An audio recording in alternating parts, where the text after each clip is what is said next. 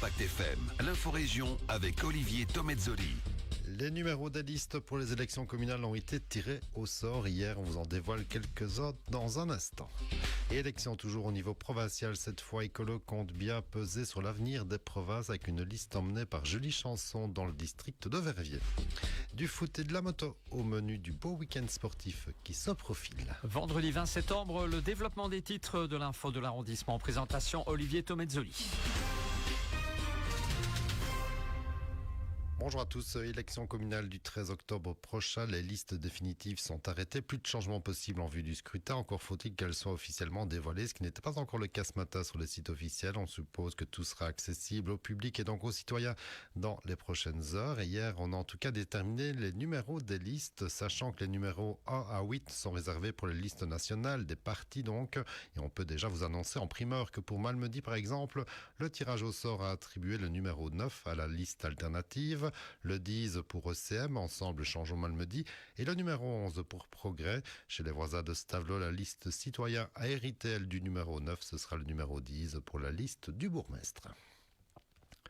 Politique toujours, élection communale cette fois, élection provinciale cette fois. Dernière liste à vous présenter, c'est celle d'Écolo pour le district de Verviers. 6 sièges à pourvoir dans ce district, celui qui nous concerne directement, comprenant Verviers et à la Grosse Louche, les communes du sud de l'arrondissement.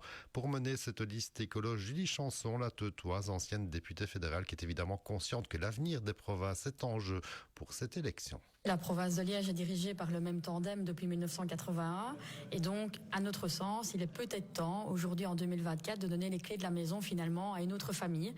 Écolo siège, bosse, fait du bon boulot à la province, mais depuis les bords de l'opposition. Et il y a aussi évidemment pour nous une petite frustration parce qu'on n'est pas à la manœuvre et on aimerait bien pouvoir réaliser, concrétiser des choses qu'on propose depuis 6 ans maintenant. Et donc j'espère que le 13 octobre, les citoyens permettront à Écolo d'être au pouvoir à la province et de pouvoir être à la manœuvre. Des provinces qui sont vouées à disparaître à terme, en tout cas en l'état actuel. Oui, tout à fait. Écolo plaide depuis très longtemps pour, en tout cas, donner une autre vision à la province et pour pouvoir la réformer. On peut lire aujourd'hui dans la déclaration de politique régionale que c'est la volonté des engagés et le MR.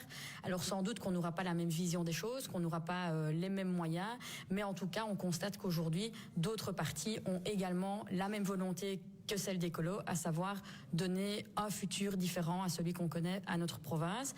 Et là, Écolo sera évidemment partisan de travailler, de réfléchir et d'explorer les différentes possibilités.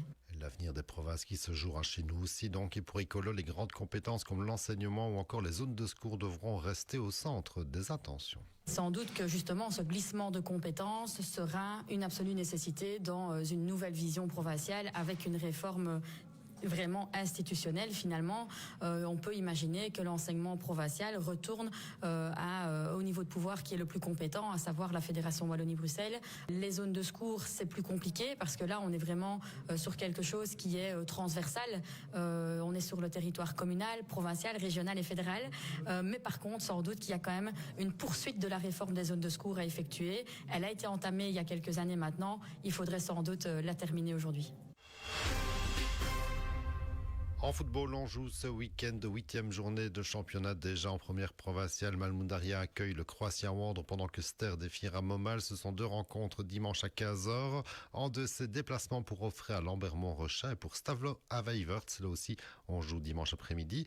Et en 3e série D, demain déjà à 19h, déplacement de Wem-Fémonville à Sarbé. À 20h, Bellevaux s'en ira défier Oudler. Dimanche à 15h, déplacement pour 3 points à Jalais. Malmundaria B accueillera le FCE Penn Alliance Haute-Fagne recevra Wallorn dans une rencontre de haut de tableau. Et enfin, en 4e série F au programme, Stavelot B face à Walkenrad B samedi à 20h. Dimanche après-midi, Baleine Ster B et Spa face à Wem Fémonville B. On analysera tous les résultats dans nos éditions de lundi matin.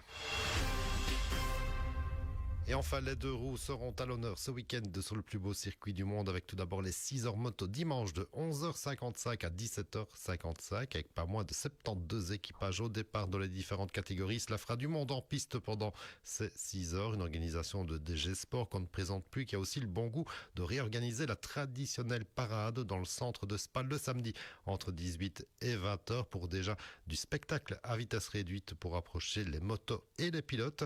Bref, déjà un beau moment classement en perspective avant le suspense de la course du dimanche.